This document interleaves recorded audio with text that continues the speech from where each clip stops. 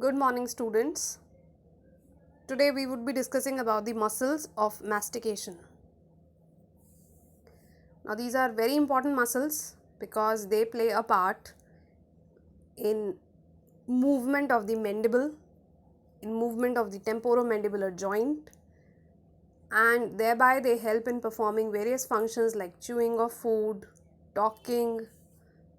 So they are important group of muscles. So there are four type of muscles that come under this category, that is masseter, temporalis, and two pterygoid muscles, lateral pterygoid and medial pterygoid. So let's one by one we'll take the muscles in detail and see their origin, insertion, nerve supply and action. First is the masseter muscle. So for masseter muscle, keep two things in mind. One is the zygomatic arch and another is the ramus of the mandible. Zygomatic arch is the point of origin of the masseter muscle and it gets inserted into the ramus of the mandible. So there are three layers of the masseter muscle: the superficial layer, then the middle layer and the deep layer. So superficial layer is taking origin from the anterior 2/3 of the inferior border of the zygomatic arch and also the adjoining zygomatic process of the maxilla. Middle layer is taking origin from the posterior 1/3 of the inferior border of zygomatic arch, and finally the deep layer from the deep surface of the zygomatic arch. So superficial layer from the anterior part, middle from the posterior part, and deep layer from the deep surface of the zygomatic arch. Getting inserted into the ramus of the mandible, that is the superficial layer will insert into the lower part and the lateral surface of the ramus of mandible.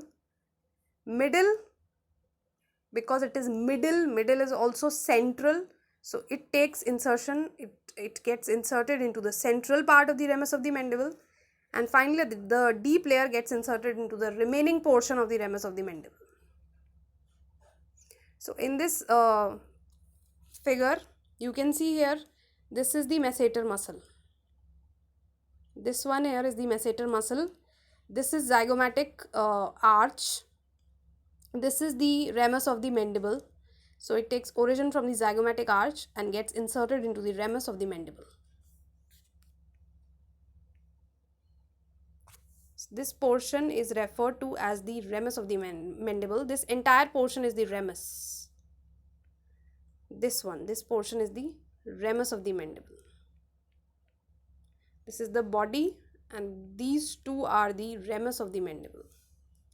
So this surface is the outer surface or the lateral surface of the ramus of mandible, and this surface is the inner surface or the medial surface of the ramus of the mandible. This is the anterior border of the ramus of the mandible and this is the posterior border of the ramus of mandible. There are two processes. This is the condyloid process, which bears the head and the neck, and this is the coronoid process.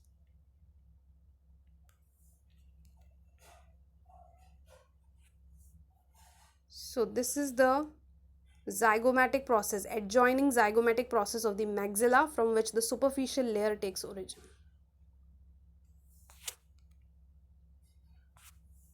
You can see here, this portion is the zygomatic arch and this would be the inferior border of the zygomatic arch. This is the superior border and this is the inferior border.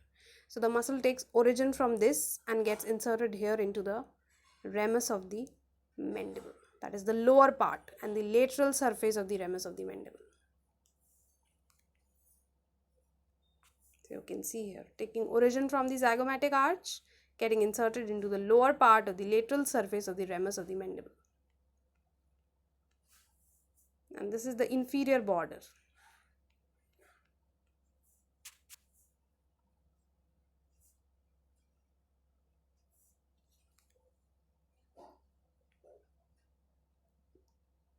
The nerve supply to the masseter, as the name suggests, it is by the masseteric nerve, which is branch of the anterior division of the mandibular nerve. The action of masseter muscle is it elevates the mandible to close the mouth to bite. Superficial fibers of the muscle protrudes the mandible. So because the point of origin is pulling the point of insertion towards it. So it is elevating the mandible. Second muscle is the temporalis, taking origin from the temporal fossa, and the origin extends up to the inferior temporal line, and it also takes origin from the temporal fascia. Gets inserted into the mandible, the margins and the deep surface of the mandible,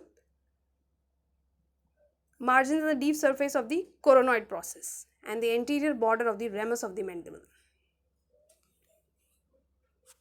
So this entire is the temporal fossa.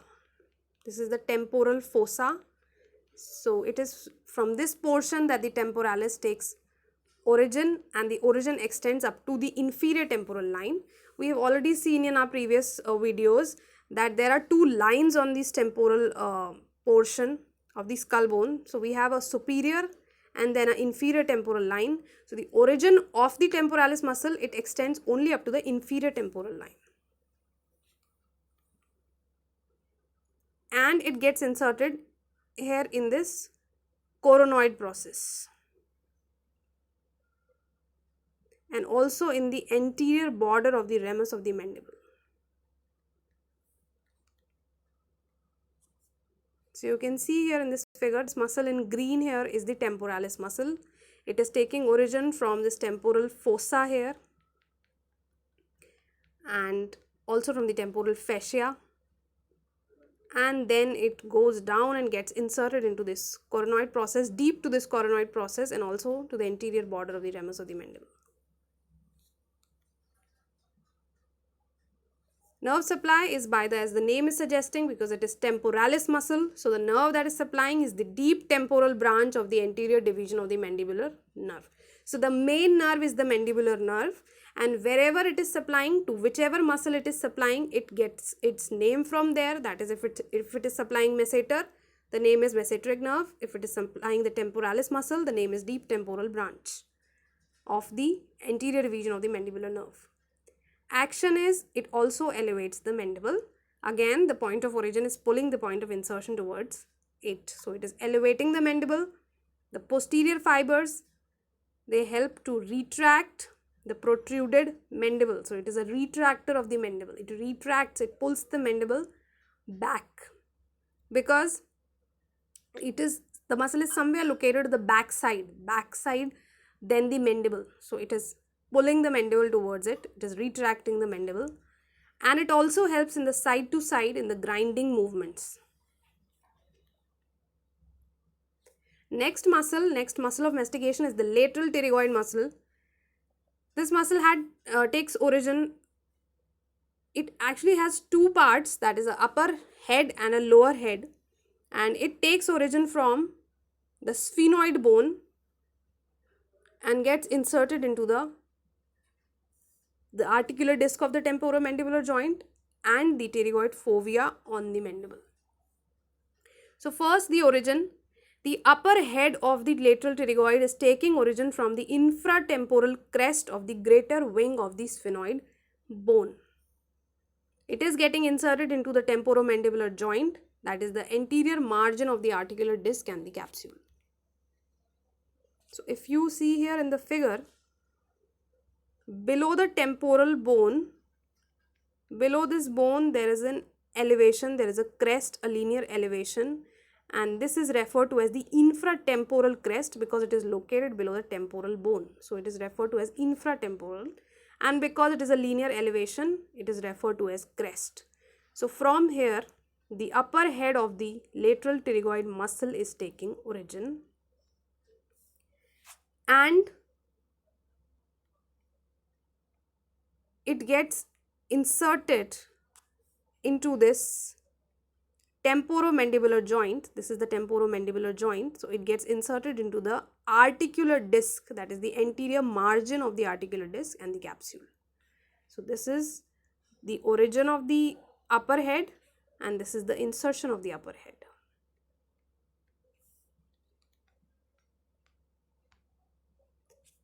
The lower head, as the name suggests, lateral pterygoid.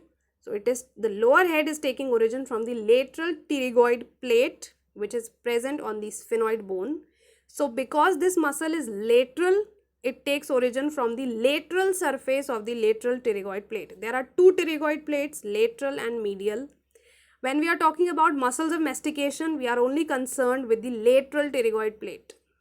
That is, lateral pterygoid muscle is taking origin from the lateral surface of the lateral pterygoid plate, and it is getting inserted into the pterygoid fovea on the anterior surface of the neck of the ramus of the mandible.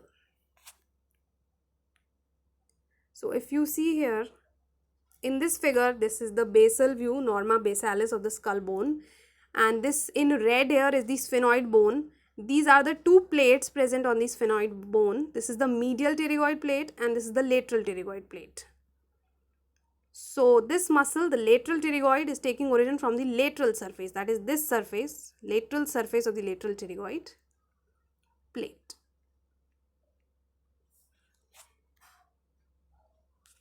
So it takes origin from the lateral pterygoid, lateral surface, and gets inserted. This is the head of the mandible that participates into the temporomandibular joint. And below this head there is neck, and on the inner surface of the neck you have a depression, a small pit which is known as fovea, and because the pterygoid muscle is getting inserted into that fovea is referred to as the pterygoid fovea. So it is located on the inner surface of the neck of the mandible.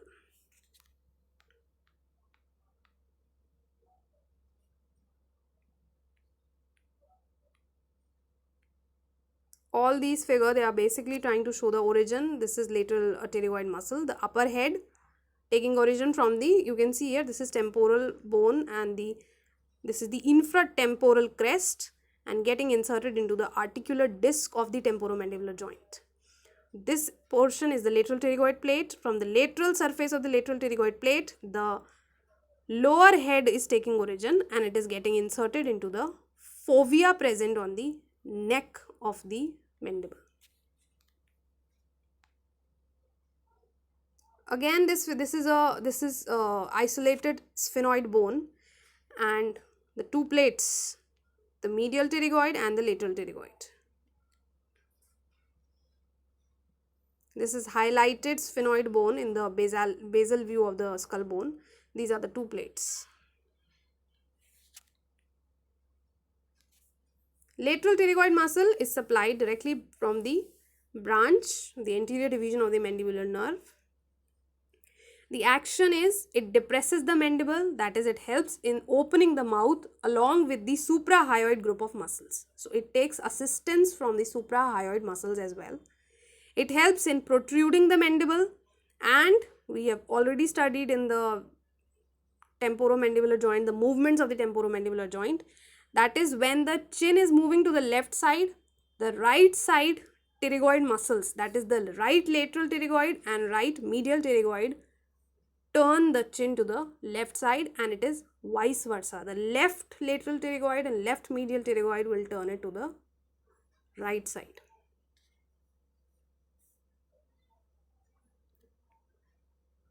Last muscle of mastication is the medial pterygoid muscle. It also has two parts, the superficial part and the deep part. It is taking origin from the superficial part is taking origin from the maxilla bone, that is tuberosity. There is an elevation present on the maxilla bone, so it takes origin from that. And the deep part takes origin from the lateral pterygoid plate, but because it is medial pterygoid muscle, so it is taking origin from the medial surface of the lateral pterygoid plate and the adjoining process of the palatine bone, and the insertion is into the mandible, that is the medial surface. Medial surface is the inner surface of the ramus, an angle below and behind the mylohyoid groove and the mandibular foramen. So in this figure, this green is the maxilla bone, this is the tuberosity. There is an elevation from where the superficial part is taking origin.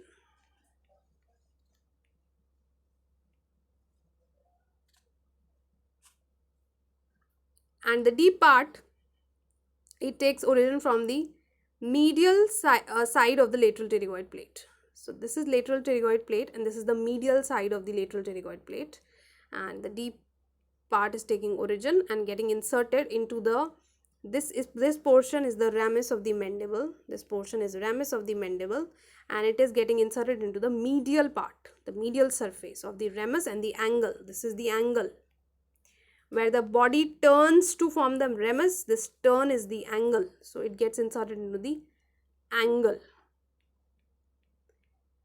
and this is located below the mylohyoid groove and the mandibular foramen. They both are present behind, they are actually hidden behind this muscle, but they are present on the inner surface. They are present on this surface only, the inner surface, the medial surface. They are present somewhere here behind this muscle, the mandibular foramen and the mylohyoid groove.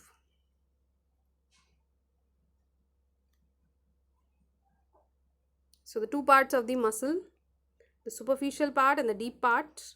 This is the superficial part. It is coming from the maxilla, the tuberosity on the maxilla, and this is the deep part which is coming from the medial surface of the lateral pterygoid plate, getting inserted into the ramus of the mandible, that is the medial surface and the angle. So that's all about the muscles of mastication. They are very important because they play a major role in the movements of the temporomandibular joint. Even the temporomandibular joint is very, very important. They play a role in all the chewing movement of the food, the talking, the movement of the mandible. All this is possible because of these muscles and the temporomandibular joint. So they both are very, very important. Thank you so much.